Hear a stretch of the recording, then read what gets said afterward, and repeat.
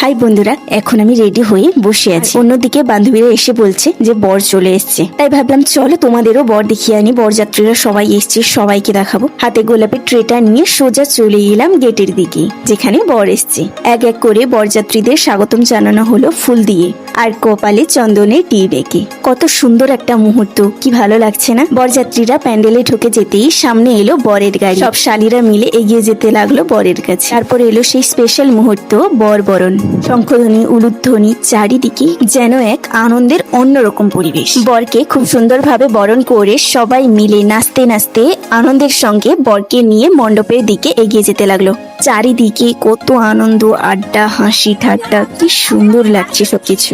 আমরাও সবাই মিলে বরকে ঘিরে মণ্ডপের দিকে এগোতে লাগলাম। আর এদিকে মণ্ডপ পুরো সাজানো কমপ্লিট। অনেকক্ষণ বরের সঙ্গে সময় কাটানোর পর বরকে এখন মণ্ডপে আনা হয়েছে, কারণ বিয়ের সময় শুরু হয়ে গেছে। আরো সুন্দর সুন্দর মুহূর্ত দেখার জন্য আমার পাশে থেকো।